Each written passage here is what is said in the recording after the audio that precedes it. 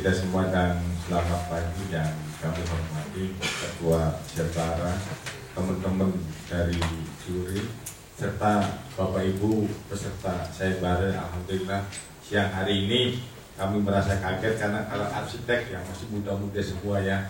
Kalau kami di lingkungan Kemendikbud biasanya ketemunya dengan guru-guru, pengawas, dosen dan sebagainya. Jadi usianya kali ini rata-rata seperti anak-anak saya gitu kan. Anak-anak saya juga sudah pada lulus S1 gitu.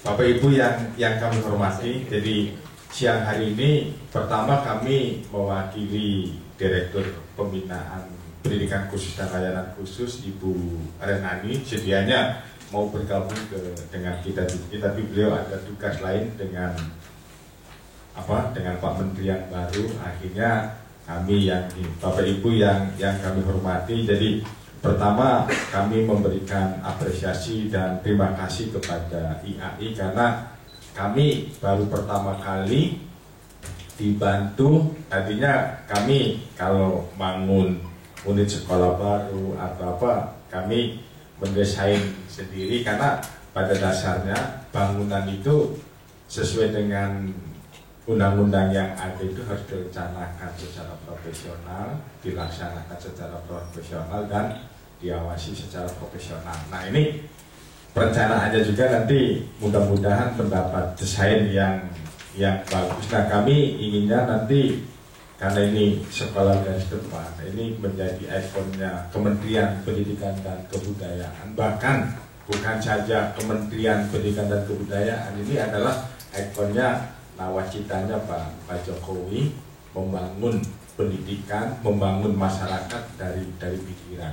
Nah selama ini sekolah-sekolah yang bagus baik dari fisiknya, manajemennya dan sebagainya itu kan berada di tengah-tengah kota. Nah mulai tahun depan, tahun ini didahului dengan perencanaannya kita akan membangun sekolah garis depan. Nah, yang ada di Jakarta ini, yang ada di Bantar Gebang ini alhamdulillah begitu di tengah-tengah masyarakat yang begitu kumuh, di situ bau sampah itu begitu sangat menyengat. Nanti di situ ada sekolah-sekolah garis depan. Nah, ini untuk tahun ini rata-ratanya revitalisasi semua.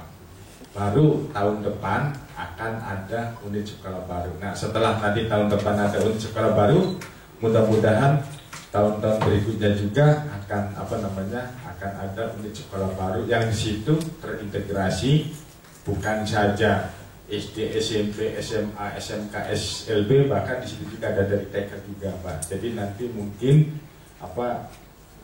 desainnya juga diperuntukkan dari mulai TK, SD, SMP, SMA sampai SMK. Nah, kami dari Direktur Pembinaan Pendidikan Khusus dan Layanan Khusus inginnya di dalam proses kami akan menyampaikan mungkin dari proses administrasi, kami inginnya supaya di dalam pembangunan USP SGD ini berpedoman pada pertama ada transparansi, keterbukaan yang efektif dan efisien pada dasarnya, sehingga nanti di dalam bangunan sekolah garis depan itu bangunan itu nanti terpenuhinya tentang keselamatan bagi warga sekolah, karena di situ bukan saja anak-anak yang normal, tapi di situ juga ada anak-anak penyandang disabilitas, anak-anak berkebutuhan khusus. Nah ini jadi harus bisa memenuhi keselamatan bangunan itu, karena sesuai dengan filosofi Ki Hajar Dewantoro bahwa sekolah juga itu nanti bagaikan taman gitu. Jadi seolah anak kita kalau datang ke sekolahan bukan saja istilahnya ragu atau galau dan sebagainya, tapi di situ merasa nyaman karena sekolah itu bagaikan taman. Jadi nanti inginnya di samping keselamatan terpenuhi juga kesehatannya, bahkan nanti aksesibilitasnya. Nah selama ini kan banyak ya sekolah-sekolah atau bangunan-bangunan belum aksesibilitas gitu. Jadi contoh kami juga sangat menyadari sekali, apalagi di sekolah reguler kami di SLB-nya sendiri itu aksesibilitas sangat kurang gitu. Nah dengan adanya sayembara ini dibantu oleh teman-teman kita yang ahli di dalam perencanaan, di dalam arsitektur, mudah-mudahan aksesibilitas juga lebih ini lagi diterapkan di sekolah garis depan. Nah, di samping itu juga kami juga ingin ada faktor keamanan juga. Jadi seandainya terjadi gempa, terjadi kebakaran dan terjadi apa itu, supaya jalur pengungsi juga cepat dan titik kumpulnya juga sudah ada. Nah, di sinilah, karena jangan sampai pas ada gempa atau ada kejadian atau ada sesuatu musibah, kita akhirnya memakan korban banyak. Jadi kami juga di kementerian sekarang sudah menggalakkan ada program sekolah, program pengurangan bencana. Jadi itu kita terapkan. Nah, sekaligus kami juga ingin ya, Mbak Laras, barangkali selama ini kan bangunan kita baru instalasinya kan instalasi listrik. Seandainya SGD ini kita mau terapkan pembelajaran abad 21 gitu, Bapak Ibu yang kami hormati, di situ sekiranya kalau umpamanya mau nyolokin apa, nggak usah bongkar-bongkar tembok lagi, jadi sudah direncanakan dari awal. Nah, selama ini kita mau masang antena TV aja Pak, akhirnya belum tersedia gitu, jadi akhirnya harus bobok atau harus menarik kabel antena dan sebagainya. Nah, ini contoh yang kecil. Jadi dengan adanya sayembara ini dibantu oleh Bapak Ibu yang ahli di dalam perencanaan ini, mudah-mudahan mendapatkan bangunan yang tadinya kokoh, aman, dan nyaman dan sebagainya. Nah, bahkan mengenai apa sih rancangan SLB itu, agak-agak sedikit unik memang merencanakan bangunan sekolah SLB, karena banyak sekali peraturan-peraturan yang terkait dari ketika kita masuk ke dalam tapak sampai kita masuk ke dalam ruangannya itu benar-benar banyak aturan-aturan dan banyak hal-hal penting yang perlu kita ketahui dan kita pelajari. Saya sendiri mempelajari bangunan ini sejak tahun 2011-2012. Tolong dibaca baik-baik mengenai peraturan-peraturan antara lain yang terkait dengan perencanaan SLB. Yang dua ini harus dihafalkan dan dibacakan. Jangan cuma dihafal, tapi dimengerti. Kenapa harus begini, kenapa harus begitu. Kenapa ketinggiannya 150, kenapa lebarnya 120, kenapa perbandingannya gradiennya adalah 1:8, kenapa gradiennya adalah 1:10. Itu semua detail-detail itu ada di dalam Permen PU, jadi tolong dibaca. Tolong dicari peraturan terkait setempat mengenai ini, hal ini. Terus GSB ini kita kemarin sepakati 30 meter dari titik terluar jalan. Nanti ditarik mundur 30 meter. Lahan kita adalah 5 hektar, 50.000 meter persegi. Jadi dibagi dua, tarik 30 meter ke belakang dari titik terluar jalan. Kenapa kita 30 meter? Karena ruas jalan itu adalah antar kota nanti. Jadi besar sekali jalan itu. Direncanakan ke depan hari ya, bukan sekarang. Tapi kita akan planning bangunan ini untuk paling tidak bertahan hingga 20 tahun, karena persyaratan bangunan gedung negara adalah minimal 20 tahun usia layan bangunan. Oke. Kemudian adalah yang batas bebas antar bangunan 3 meter, sisi kiri kanan juga. Akses masuk keluar tapak, perletakan masang. Jadi kenapa saya kasih poin dari yang akses masuk ini? Karena ketika kita masuk ke unit sekolah baru, OSB, SLB, itu sudah akan kelihatan bahwa oh ini adalah sekolah untuk SLB, bukan sekolah untuk reguler. Berikutnya saya akan menjelaskan kenapa itu begitu. Yang setelah itu, perletakan masa bangunan. Kalau di dalam sekolah, banyak yang suka ngomong gini, sekolah itu tipikal ya, bentuknya kayak gitu-gitu aja. Kenapa? Karena ada keterkaitan antara ruang. Jadi ketika kita ada di ruang ini nggak boleh jauh-jauh dari ruang yang lain. Misalnya ruang pembelajaran khusus untuk tunarungu itu harus berdekatan dengan ruang. Nah, kenapa akhirnya membentuknya jadi tipikal? Mungkin menerjemahkannya itu adalah bentuk yang sederhana ya. Cuman kami mengharapkan dari sini, dari sayembara ini, itu masih bisa kita olah lagi sehingga bentuk tipikal itu fungsinya tetap ada, tapi estetikanya juga dapat. Nah, di dalam Permendiknas itu yang disebutkan untuk ruang keluar itu hanya ruang lapangan upacara. Di dalam Permendiknas yang dipersyaratkan untuk ada di dalam sekolah adalah lapangan upacara. Padahal sebenarnya terbuka itu banyak. Ada lapangan parkir, taman, ruang bermain, communal space gitu. Ini kita harus rancang bagaimana menciptakan sekolah. Jadi sekarang itu konsepnya sekolah nggak cuma untuk pendidikan di dalam ruangan, tetapi kita juga menciptakan suasana belajar itu di luar ruangan. Jadi ruang-ruang luar ini kita ciptakan sedemikian sehingga nyaman untuk siswa-siswa SLB ini berinteraksi, berdiskusi.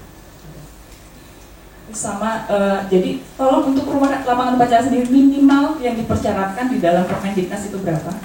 Tolong diperhatikan baik-baik. Dan lapangan olahraga, lapangan upacara itu hal yang berbeda.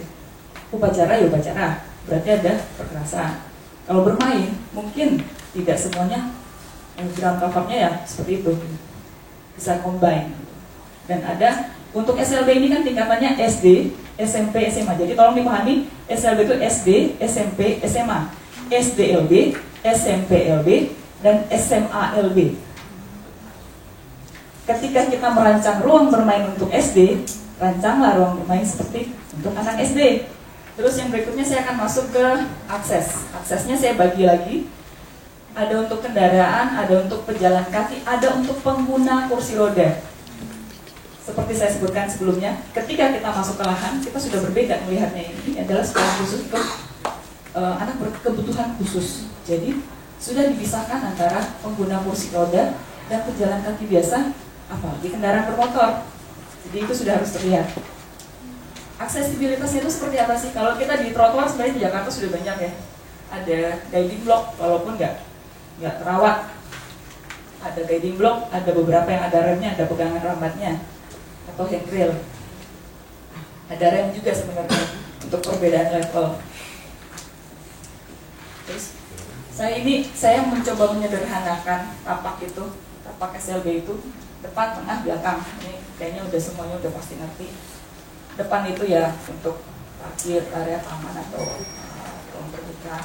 Terus tengah ini ada bangunan sekolah, ada lapangan upacara, ada ruang bermain.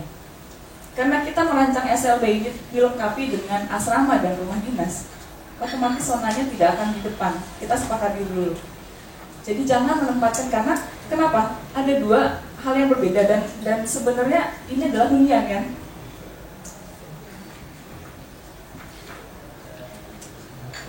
Ini kira-kira zona untuk sekolah. Jadi kalau Bapak Ibu baca di dalam TOR itu ada program ruang, ada ruang pembelajaran umum, ruang pembelajaran khusus, dan ruang penunjang. Di dalam pembelajaran khusus itu dibagi berdasarkan ketunaan. Ada 5 ketunaan: tunanetra, tunarungu, tunagrahita, tunadaksa, dan tunalaras. 5. Oke. Sudah harus mengetahui apa sih ciri khas masing-masing ketunaan itu. Karena ada nanti hubungannya dengan zona-zona ini. Terutama di sini. Kalau ini semuanya kayaknya udah paham ini. Tapi yang ini khusus. Saya ada beberapa yang saya bintangin, keterampilan dan ruang pembelajaran khusus. Seperti saya sebutkan sebelumnya, misalnya untuk ketunaan B, tunarungu. Itu karakteristik ruangannya itu berbeda dengan netra. Kalau netra kan dia tidak bisa melihat tetapi bisa mendengar. Rungu susah untuk mengucapkan sepatah dua patah kata, tapi dan tidak bisa mendengar. Gitu. Ketika kita menyandingkan ruangan itu, oke lah, ini dalam satu zona ya. Misalnya ruang privatnya dalam satu zona. Kita menyandingkan ruang itu, kita anggap itu hanya sebagai ruang privat. Satunya nggak bisa dengar, satunya bisa dengar. Satunya udah teriak-teriak, satunya keberisikan gitu. Jadi sifat-sifat seperti itu yang perlu dipelajari, perlu benar-benar kita detail satu-satu kebutuhannya seperti apa. Apakah zona yang kita buat itu sudah sama? Kalau kita sekedar merancang ruangan, semuanya pasti sudah jago. Tapi kita melihat kebutuhan yang ada pada masing-masing ketunaan terkait dengan ruang privat mereka.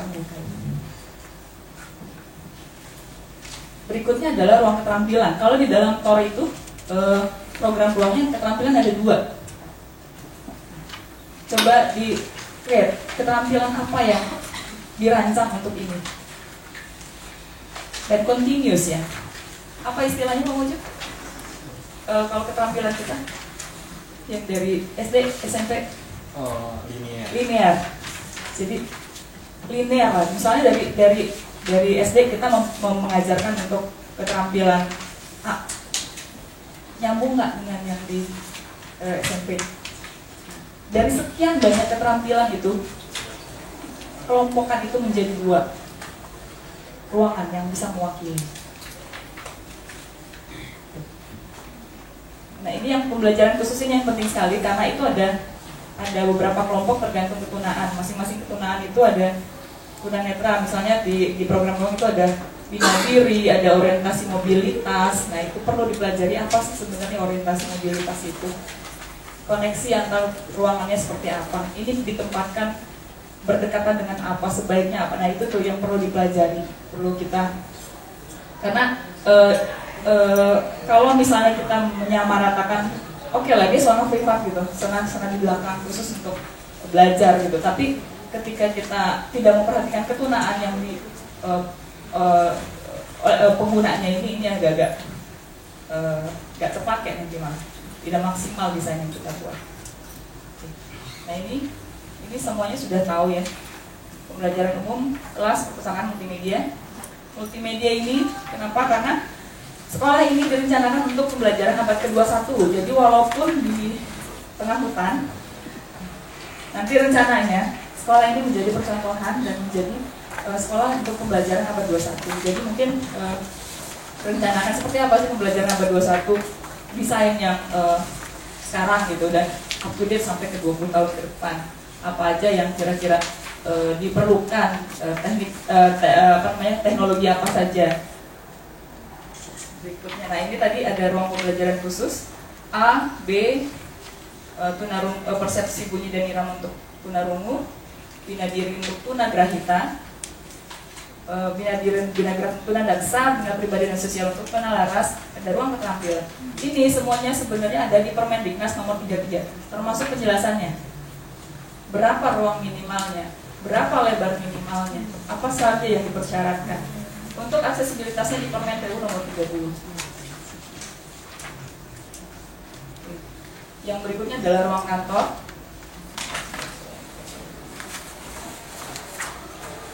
Kantor ini sama ya. Kantor ada ruang pimpinan, guru, tata usaha, konseling, gudang, organisasi siswa, PS. Tolong dibedakan antara gudang sekolah dan file. Untuk di tata usaha itu berbeda. Ini khusus untuk gudang sekolah, bukan filing. Berikutnya toilet. Saya akan tekankan di toilet. Toilet itu ada 2 macam kalau di SLB. Toilet yang untuk siswa tidak menggunakan kursi roda dan siswa yang menggunakan kursi roda. Dua-duanya dilengkapi dengan aksesibilitas. Yang membedakan adalah ukuran ruangnya dan jenis klosetnya. Yang ini kalau di Permendiknas ada minimal untuk upacara itu 200. Nanti silakan tolong dibaca biar lebih jelas lagi untuk karakteristik ruang, kebutuhan ruang itu seperti apa, penjelasan di dalam Permendiknas.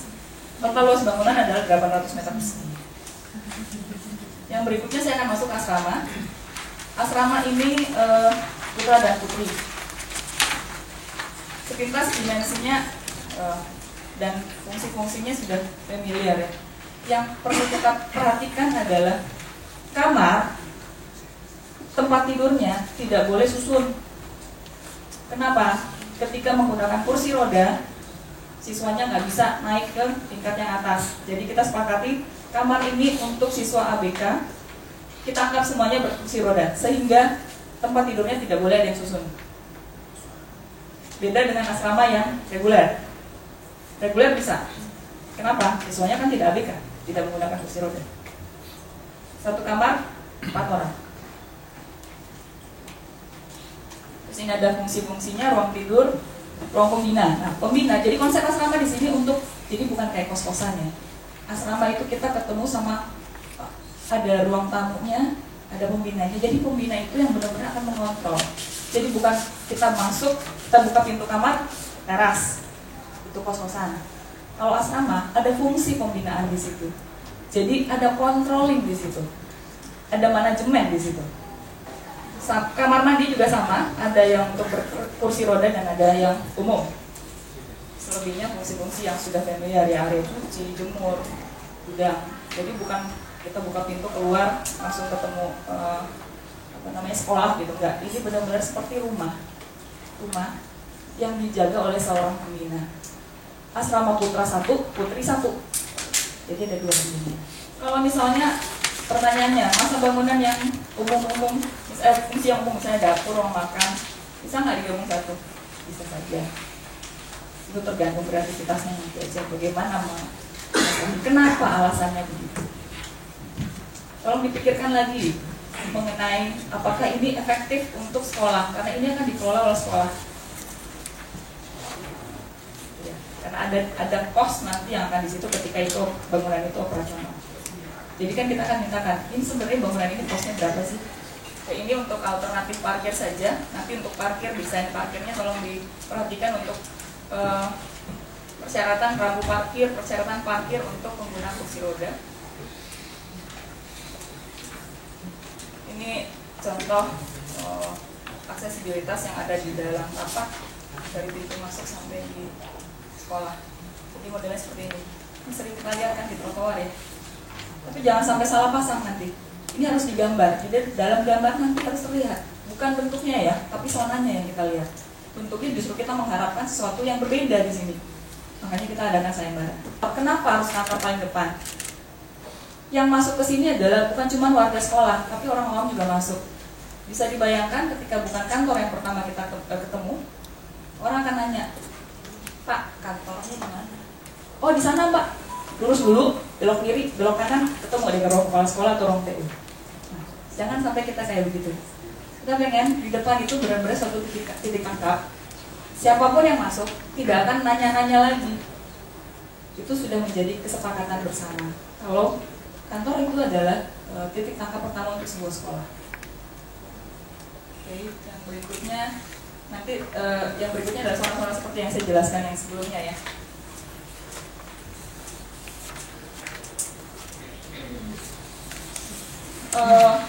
Saya perlu tekankan mengenai kondisi tapak ini. Bangunan ini akan ada di Papua Barat. Perlu distudi mengenai kondisi sosial kultural masyarakat. Orang Papua itu agak sedikit berbeda. Di sini ada orang Papua? Ada Papua? Ya. Mohon maaf kalau saya salah ya Bapak ya.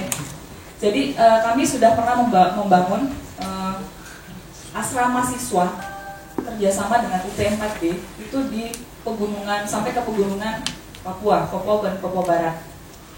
Kami terkendala mengenai kondisi sosial kultural karena ternyata ketika kita membuat sesuatu yang bagus menurut kita di sana belum tentu bagus dan belum tentu bisa digunakan dimanfaatkan dengan semaksimal mungkin. Kenapa? Di dalam adat Papua itu ada beberapa yang tidak bisa kita tolak gitu. Misalnya saya satu suku dengan Pamojo misalnya. Saya satu suku sama Pamojo. Bisa jadi saya nggak mau satu asrama dengan Pamojo. Bukan kita ngelihat gender ya. Misalnya saya sama Pamojo siswa cowok. Mungkin saja saya tidak mau satu ruangan karena ternyata ada di dalam sosial kultural itu ada aturan-aturan yang mengikat bahwa tidak bisa saya satu ruangan.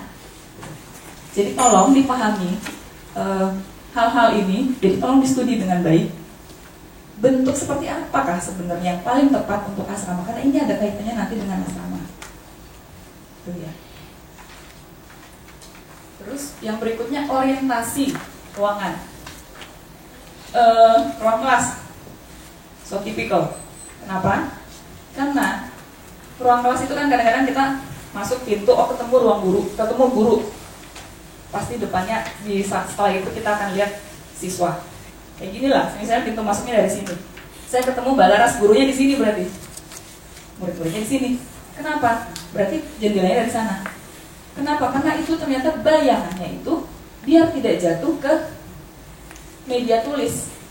Ketika saya menulis, bayangan pulpen saya jatuhnya di belakang. Itu ya. Jadi kadang-kadang yang dibilang tipikal banget sih. Terus pasti di sini, gurunya di sini nih. Bikin dong pintunya di belakang. Nanti harapnya semua ngadapnya semua ke sana. Karena ketika pintunya di sana, pengawasan gurunya di depan sana, ngadapnya ke sana kan? Jendelanya tetap di sana. Saya menulis, bayangan saya jatuhnya di media tulis saya. Akibatnya apa? Banyak yang anak-anak siswa yang cepat pakai kacamata, sabun, nah itu salah satu sebabnya. Terus bukaan pintu, kita sepakati bahwa bukaan pintunya keluar. Ini salah satu untuk pencegahan kondisi bahaya darurat.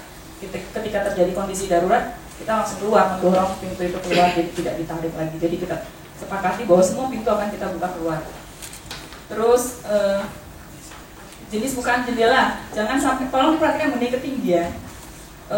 Kadang-kadang kan kita suka bikin jendela itu terlalu sampai ke bawah gitu.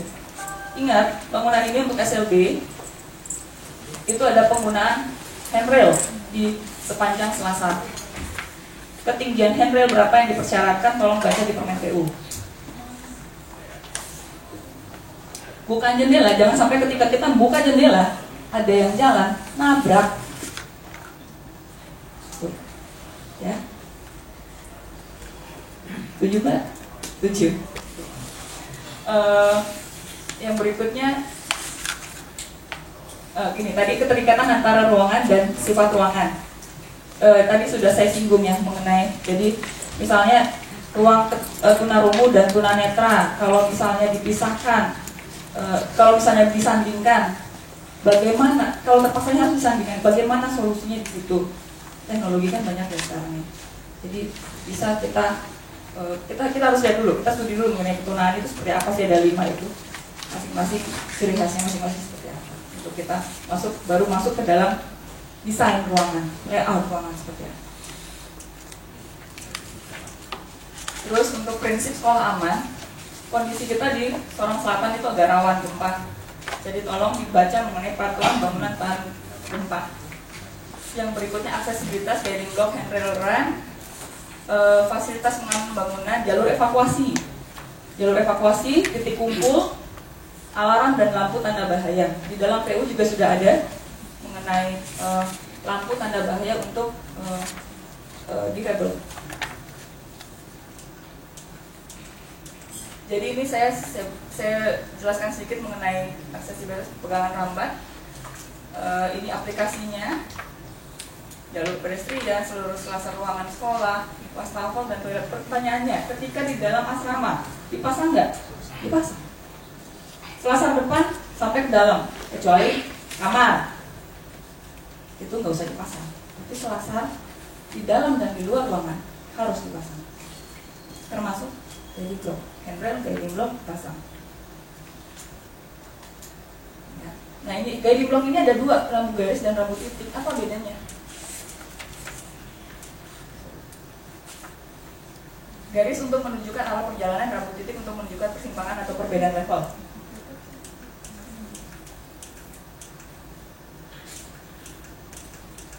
Ini ya, guiding blocknya, titik-titik, garis-garis. Misalnya saya mau jalan ke sana, selasarnya ke sana. Posisi garis ini ke sana.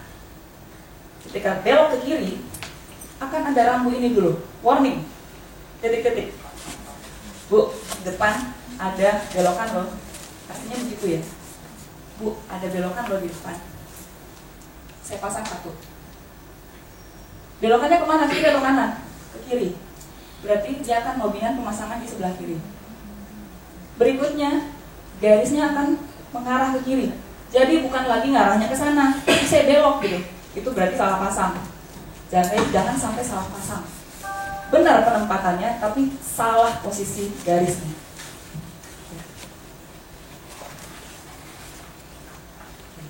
Ini untuk remnya nanti saya perlihatkan untuk nah ini juga rem sebenarnya ada untuk braille-nya. Oke, kira-kira seperti ini. Bikin yang lebih baik lagi dengan hari ini. Ini handrail-nya, guiding block-nya. Nah, di dalam asrama ini juga dipasang handrail dan guiding block. Kenapa di tengah cuma satu? Karena dia ada di simpang 4. Oh ini nggak ada nih, berarti ada 4 persimpangan di situ. Kalau misalnya tambah 4 lagi seimbang itu boleh nggak? Boleh. Karena ada di kiri, kanan, depan, belakang. Persimpangan. Ini untuk aksesibilitas dalam toilet, handrailnya. Jadi pegangannya nggak cuma satu, tapi ada beberapa. Baca Permen PU. Ini sekolah ini ada di Yogyakarta. Dulu sekolah ini mendapat bantuan ketika terjadi bencana di Bantul dari pemerintah Jepang. Semua pintunya pakai sliding gitu, sliding door semuanya. Kita tidak ramah terhadap sliding door. Akibatnya apa? Pintu ini cepat rusak. Anak-anak yang menggunakan itu panik ketika di dalam, dia mau mendorong, tidak bisa kebuka. Dia nganggap itu kejebak, aduh saya terjebak, saya gedor. Tunagrahita itu aktif sekali dan kuat sekali. Kalau misalnya ini cepat sekali jebolnya. Jadi tolong dipertimbangkan mengenai jenis bukaan, apa pilihan kita dalam desain ini, sesuai nggak dengan kebudayaan kita di sini, habit kita memakai, apalagi ini di Papua Barat. Karena kondisi tertentu ya. Jadi kalau misalnya kita di kota ini kita masih familiar lah ini. Tapi walaupun begitu, ini adalah siswa SLB.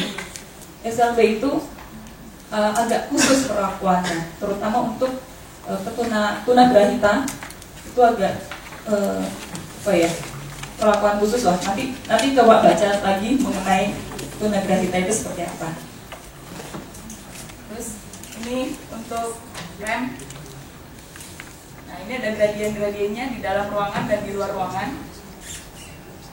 Gradien untuk dalam bangunan 1:8, di luar ruangan 1:10.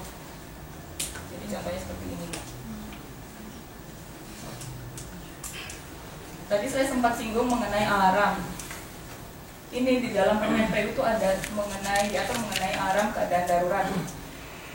Jadi konvensi bersama bahwa pemasangan alarm ini ada di atas pintu. Kenapa kita pasang lampu dan suara? Ketika tunarungu tidak akan mendengar apa-apa ketika hanya memasang alarm suara saja. Dia harus diberikan warna. Hanya kenapa ada kuning, biru, merah.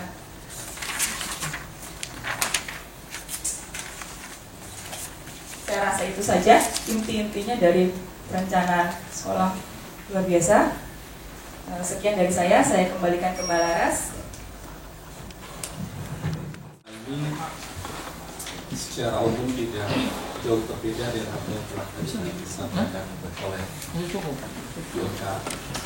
Hanya mungkin pada SMA mungkin ada lebih simpel ya.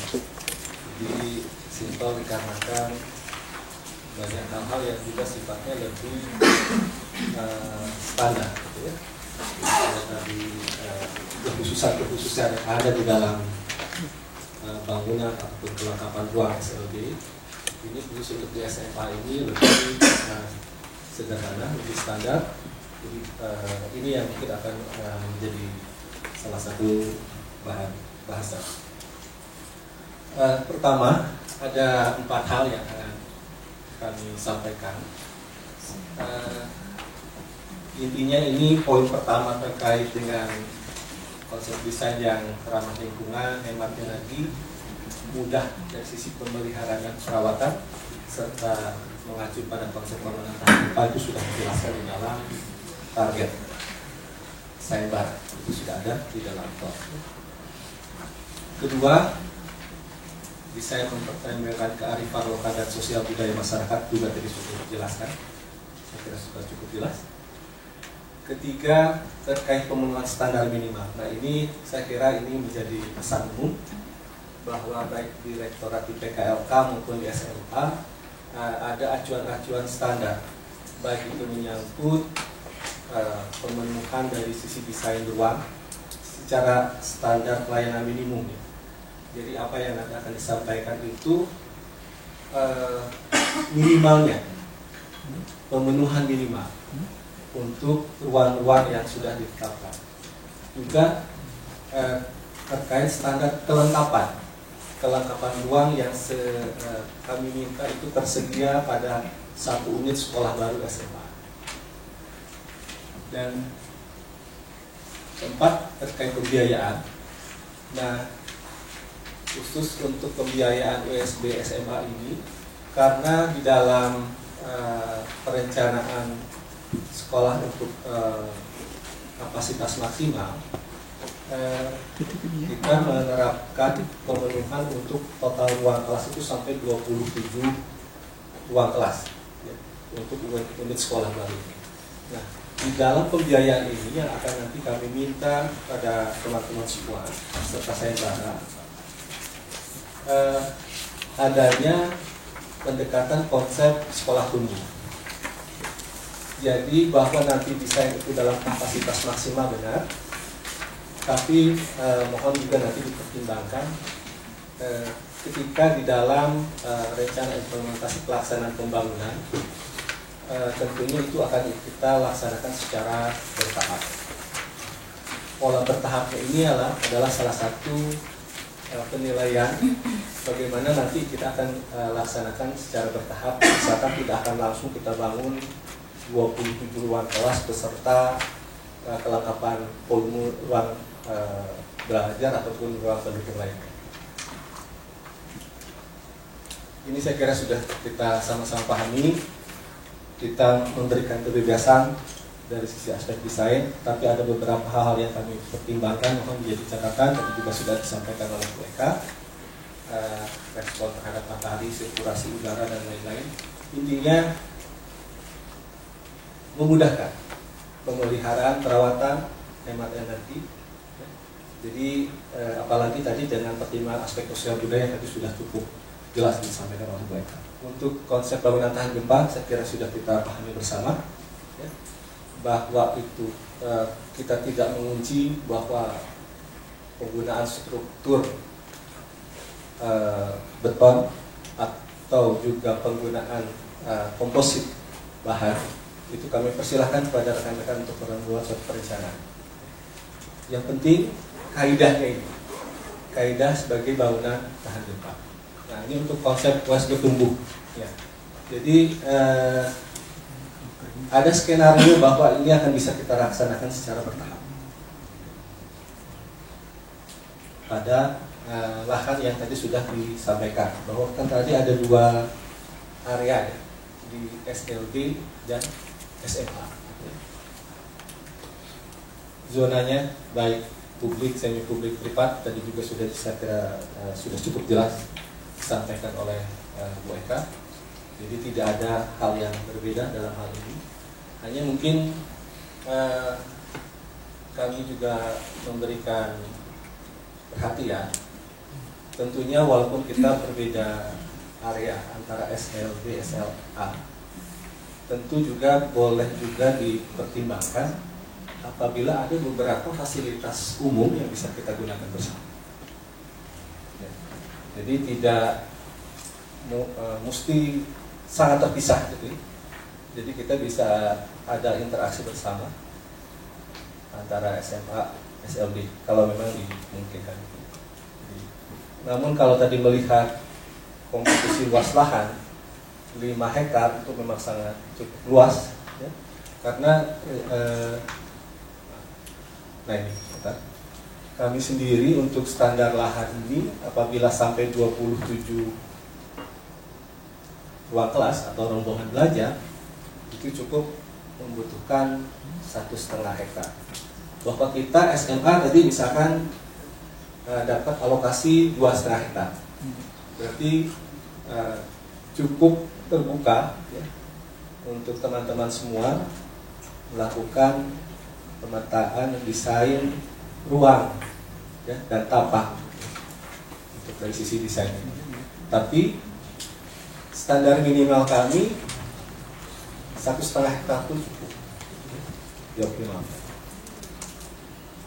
Itu untuk bangunan sirkulasi. Nah, ini tidak jauh berbeda dengan ada yang di buku KAK, hanya ada sedikit revisi di volume ruang kelas khusus untuk SMA saja. Di situ tertulis jumlah unitnya 3. Itu seharusnya 27. Itu saja. Sedikit saja. Itu tertulis 3, seharusnya 27. Saya kira nanti ini bisa menjadi salah satu bagian dari analisis. Nah, di dalam kelengkapan atau program luar, kita bagi secara umum ada untuk fasilitas dasar dan fasilitas pendukung. Nah, yang fasilitas dasar ini tidak jauh berbeda dengan apa yang diangkat. Fasilitas pendukungnya yang tadi sudah dijelaskan juga, mulai dari asrama, rumah dinas, lapangan olahraga, hingga ruang sirkulasi dan lain-lain. Ini nanti bisa masuk dalam sisi perencanaan. Nah, untuk perencanaan biaya yang kami minta nanti ada penjelasan secara khusus. Pertama adalah dari sisi pekerjaan fisik untuk fasilitas dasar. Maksud fasilitas dasar itu bangunan terkait dari apa yang tadi disebutkan di slide sebelumnya, mulai dari ruang kelas, lab, aula, ruang kantor dan lain-lain. Kemudian untuk fasilitas pendukungnya, itu mulai dari akses, jalan akses masuk untuk jalan lingkungan, utilitas sekolah baik untuk sirkulasi, kemudian juga nanti ada lapangan olahraga dan lain-lain, itu juga nanti dipisahkan. Nah, dari dua hal ini mohon nanti juga dibuat ini skenario saja ya, bahwa nanti apakah nanti akan kita menjadikan acuan terhadap tahapan pelaksanaannya, tapi kami minta bisa disampaikan tahapannya itu bagaimana kita akan teman-teman membuat suatu perencanaan ketika kita bicaranya tidak akan langsung bangun 27. Apakah 9/9, apakah per 3. Jadi kita tahu untuk 9 ruang kelas masuk ke 18 sampai ke 27. Nah, jadi sisi pembiayaan ini ada pembagian dari sisi volume dan biaya. Nah, ini sekali lagi ini hanya minimal ya, standar pelayanan minimal yang kita tetapkan. Jadi jangan kurang dari itu. Jadi ini sudah persis ada di dalam dokumen KAK. Jadi ruang kelas itu misalkan 8 kali 9, ruang lab itu misalkan ukurannya 8 kali 15. Nah, yang kita inginkan adalah dipenuhinya pemenuhan minimal ini dan kelengkapan ruangnya. Sebagai contoh, kalau di kami misalkan lab fisika, ini kalau bicara luas dan dimensi ukurannya 15 kali 8. Ada 3 ruang di dalamnya, baik ruang praktek, ruang persiapan, dan ruang gelap. Nah, kelengkapan ruang ini harus diberi. Bahwa nanti teman-teman melakukan pendekatan desain yang berbeda, tidak persegi panjang seperti ini, atau membuat suatu perencanaan yang sifatnya sedikit kreativitas dari sisi inovasi terkait nanti pemenuhan dari sisi rencana tapak yang direncanakan, kami persilahkan. Tapi minimal ini harus dipenuhi. Jadi data-data minimal itu sudah ada juga di dalam KAK. Ini untuk lab biologi. Kemudian seperti ini untuk kantor. Nah, seperti di kantor ada ruang tata usaha, ada ruang kepala sekolah, wakil kepala sekolah, ruang tamu, pantry, toilet. Sebagai contoh, ukuran dimensi ini untuk masing-masing kelengkapan ruang juga tidak meningkat. Tapi bahwa total luas ruang kantor itu misalkan minimal 162 meter persegi itu harus dipenuhi. Bahwa desainnya tidak seperti ini kami persetuju. Namun kelengkapan ruangnya harus tetap dipenuhi. Jadi ini terkait penempatan dari fungsi tugas pada masing-masing ruang. Ruang guru juga ini sudah sangat sederhana. Ini rumah dinas guru sederhana juga, sudah ada minimal luasnya kurang lebih model kopel 72. Asrama siswa juga sederhana. Ini semuanya minimal. Ya. Silahkan nanti dibuat desainnya. Untuk toilet juga sama. Ini desain minimal. Nah, ini yang kami buat di Sebatik. Bukan acuan, ini bukan contoh. Ya. Cuma ini hanya contoh kita buat untuk 2 lantai. Tapi di dalam desain seperti di dalam KAK ini disebutkan untuk perencanaan bangunan 1 lantai. Apalagi kita memiliki keleluasaan dari lahan. Nah, jadi mohon nanti teman-teman juga menyiapkan perencanaan ini secara menyeluruh terkait tadi fasilitas dasar dan fasilitas pendukung itu sudah tercover pada area baik USD SMA maupun USD SLB. Persis di depan trans antara ke Ayamaru, yaitu dari Moswaren ke Maibrat, dari Sorong Selatan ke Kabupaten Maibrat. Ini jalan ke Maibrat, ya. Terus di sini ada perkampungan di sini. Perkampungan, nah di sini perkampungan, dan di sininya mata airnya. Jadi mereka tidak terbiasa pakai air tanah, saya juga nggak tahu lebih lanjut karena mereka sistemnya pakai pipa. Jadi dari sini pakai pipa, pipanya gede, pipa hampir lebih dari 2 ini. Oke, lanjut lagi. Jadi di sini daerah penduduk asli. Stop. Nah dari sini belok ke kiri sini. Nah dari sini daerah transmigran.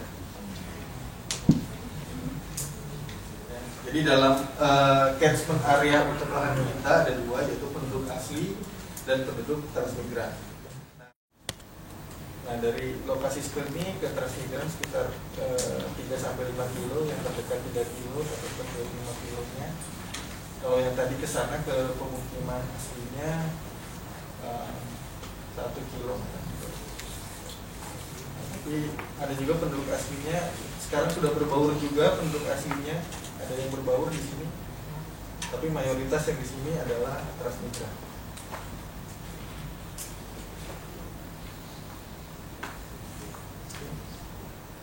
Itu aja penjelasan dari saya. Terima kasih. Assalamualaikum warahmatullahi wabarakatuh. Karena kita punya sosiologis yang berbeda ya, masyarakatnya, user kita yang berbeda, tolong diperhatikan hal tersebut. Baik, nanti karena pola pendidikan kita adalah 24 jam, beda dengan 12 jam kita boarding, ada asramanya.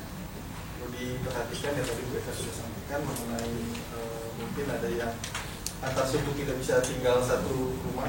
Kalau belajar bisa satu rumah, tapi kalau tinggal mereka tidak bisa satu rumah. Kalau juga itu diperhatikan apakah memang mereka sekarang bisa masih seperti itu, karena saya di sampai Arafah atau Anggi, sampai Anggi itu nggak bisa antar suku, dia nggak bisa satu rumah. Belajar bisa satu sekolah, tinggal tidak bisa satu rumah. Jadi asramanya banyak. Nah, coba nanti di pelajaran sosiologinya lebih lanjut lagi, apakah mereka dengan transmigran bisa satu rumah atau tidak? Karena sekolah yang ada ini tidak ada yang boarding school. Jadi satu kabupaten ini yang tidak ada sekolah berasrama. Adapun asrama mereka sifatnya bukan asrama, kos di rumah saudaranya. Tidak harusnya Jakarta ya, mau dimanapun silakan aja. Gitu. Ya, yang terdekat saja. Oke. Tapi lihat dulu sosiologis masyarakat sana apa, harus diobservasi dulu. Ya, ada 2, transmigran dengan penduduk lokal. Penduduk lokal pun ada penduduk lokal di sana, ada penduduk lokal pendatang. Karena itu pas di jalur trans antara Maibrat dengan Sorong Selatan. Ya, itu lokalnya pun ada 2, penduduk asli lokal dan penduduk yang pendatang. Ya, misalnya apa kalau mereka bilang tuh rambut air sama rambut lurus, rambut air tuh rambut lurus, ya. Kalau enggak itu rambut keriting. Macam-macam lah bahasa-bahasa di sana gitu ya. Terus diperhatikan juga, saya pengalaman di daerah-daerah Papua ketika bangun asrama, begitu anaknya di asrama kan dititipkan juga hewan peliharaannya. Ini loh hewan titipan dari kampung. Wah, itu udah banyak sekali tuh, mohon maaf ya, besar-besar itu Singularis porcus gitu kan. Yang nggak seperti yang di sini gede-gede pak gitu kan, luar biasa, dititipkan sama orang tuanya gitu kan. Ini titip buat anak saya makan gitu kan, ini titip buat anak saya makan. Nah, gimana gitu kan, belum lagi cara bakar batu dulu. Aduh, bakar batu dulu, ini bakar batu makan ayam, ini bukan ayam gitu kan. Oh ya sudahlah, makan aja gitu kan. Sama juga dengan makannya, ada yang makannya sagu, ada yang makannya beras gitu kan. Itu apa namanya,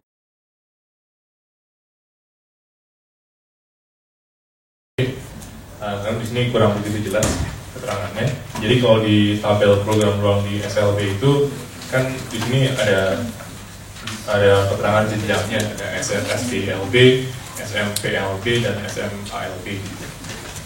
Tapi kemudian untuk unit ruang pembelajaran khususnya di sini hanya ada keterangan SDLB yang butuh 1 ruang untuk masing-masing ruang ya tunanetra, tunagrahita dan lain-lain. Dengan SMPLB dan SMALB terutama dia nggak ada keterangan ruang sekali, maksudnya seperti apa, mungkin bisa diceritakan. Dan kedua di ruang rumah dinas guru untuk SLB juga, di situ keterangannya hanya untuk perlu 1 unit, tapi di terakhirnya ada dia untuk 6 penghuni. Apakah harusnya 6 unit atau di dalam 1 unit itu ada 6 orang atau bagaimana? Terima kasih. Di program ruang itu untuk SLB itu kan SDLB, SMPLB, SMALB.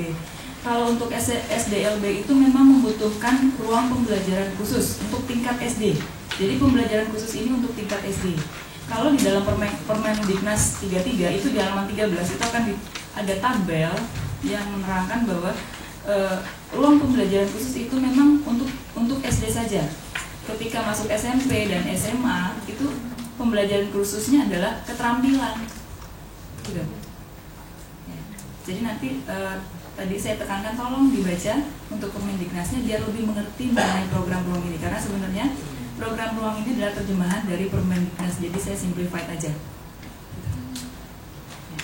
Untuk yang rumah dinas guru ya, itu ada 3 unit sebenarnya, pria, wanita, dan kepala sekolah. Jadi untuk rumah guru itu ada rumah guru untuk pria, rumah guru untuk wanita, dan rumah kepala sekolah. 1 unit. Sama untuk SMA juga begitu.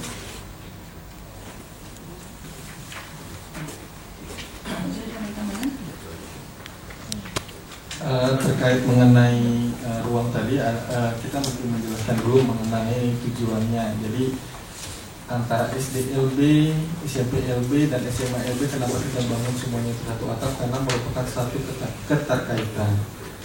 Pada saat dia SDLB, kita tuh mendidik mereka mampu didik, mampu latih, dan mampu ajar. Makanya ada ruang penunjang tersebut. Karena mungkin ambil contoh tunanetra. Ya, begitu dia masuk dia harus orientasi ruang. Bagaimana kita orientasi ruangnya itu seperti apa diajarkan di sana. Bagaimana mereka tahu ini toilet, tahu ini kantor, tahu ini kelasnya dia, itu kita ajarkan. Jadi tahap SD seperti itu. Ketika masuk ke tahap SMP sampai SMA, kita mulai melatih dia untuk bagaimana mereka mandiri. Ya. Nah itu filosofi dasarnya itu yang mesti dipahami ya. Di peraturan mungkin tidak tertulis eksplisit seperti itu, tapi maksudnya seperti itu. Makanya tadi keterampilannya pun harus linear ya. Misalnya kita buat tata busana waktu dia masih SD, mungkin ya kayak tunarungu, bagaimana memasukkan benang ke dalam jarum.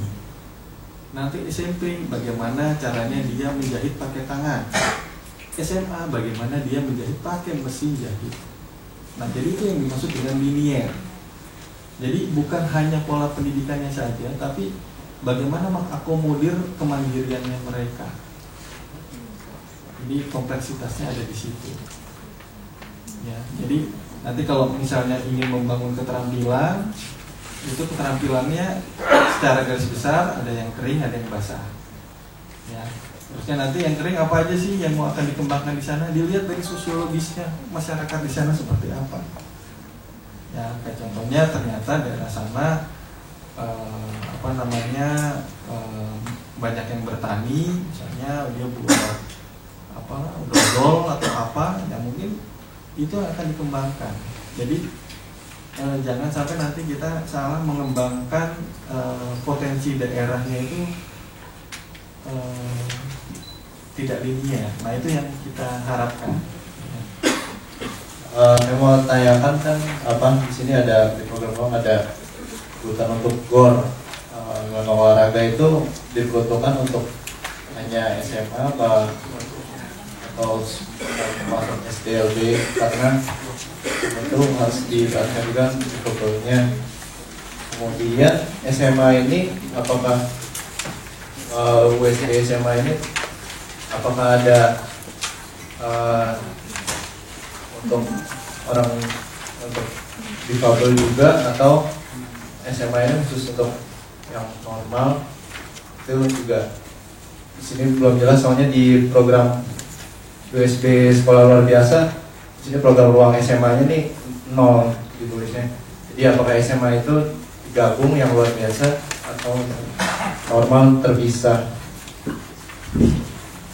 Oh iya, satu lagi tentang ada bobot tentang pembiayaan. Nah, di sini kayaknya bahasanya seperti untuk dibuat juga simulasi untuk pengelolaan manajemen pengelolaan bangunannya sendiri, apa harus dibuatkan juga, jadi tidak hanya RAB terbangun, tapi dikasih arahan dari kita. Ya, itu kita sangat concern lagi dengan masalah kebersihan. Walaupun ini bahasanya di tengah hutan, kita tetap kebersihan harus diperhatikan. Selanjutnya mengenai hemat energi juga itu menjadi critical point kita, karena ya listrik di sana belum stabil ya, nyala malam saja atau nyala cuma 6 jam saja. Nah, itu perlu diperhatikan. Perencanaannya memperhatikan kebutuhan ruangnya, jangan ternyata ini harus butuh listrik, ternyata listriknya kurang ya. Jadi harus perhatikan penggunaan ruang itu kalau bisa minim penggunaan atau efisiensi dalam penggunaan daya listrik. Kita pernah bangun di sama arsitektural, atau perhatikan ada kita pernah bangun pakai arsitektur Maibrat. Maibrat itu atap lancip-lancip, apa ya, model lancip-lancip gitu. Di gambar bisa dibangun setengah mati. Ya, nah itu juga perlu diperhatikan. Di Manokwari kita bangun sistem dengan pola Maibrat itu, pas dipakai ya pelaksananya marah-marah, ini siapa yang gambar ini begini bangunannya, nggak bisa dibangun ini. Ya, nah itu juga harus diperhatikan ya. Lalu metode nanti itu makanya terkait dengan semuanya tolong di penggunaan materialnya pun ya, optimalisasi penggunaan material lokal. Jadi mengenai RAB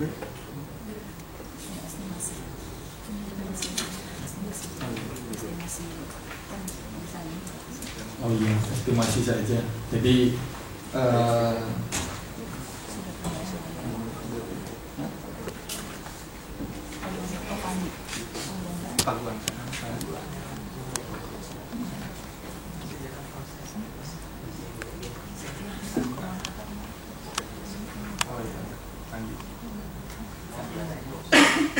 nanti Pak Banggara kan diberikan tahu lebih lanjut lagi mengenai RAB-nya, cuman tolong didesain dulu aja sesuai dengan hasil observasi yang ada dan kebutuhan yang kita minta, terus sama memberikan estimasi biayanya saja. Silakan aja. Ya, silakan. Nanti ya itu tadi contoh ya tata busana dari masukin benang ke dalam jarum. Oh itu susahnya luar biasa. Jadi nanti diharapkan nih Bapak dan Ibu yang hadir ini mencoba datang ke salah satu SLB yang terdekat di sini aja, biar bisa memahami observasi lah bahasanya, observasi survei langsung mengenai pola belajarnya seperti apa sih, yang dimaksud dengan mampu didik, mampu latih, mampu ajar itu seperti apa sih, kenapa sih dia harus orientasi ruang, kenapa sih harus bina bicara gitu kan. Nah itu yang harus dipahami. Terus kenapa sih harus mereka program mandiri gitu kan? Kenapa seperti itu? Nah ini silakan observasi. Jadi biar feel-nya itu kena. Jadi nanti setelah kegiatan ini silakan observasi, nanti akan difasilitasi ya. Kita akan memberikan surat keterangan untuk survei ke lokasi. Tapi jangan langsung ujuk-ujuk datang ke lokasi, tidak boleh. Ya, jadi kalau yang mau ke lokasi lapor dulu ya ke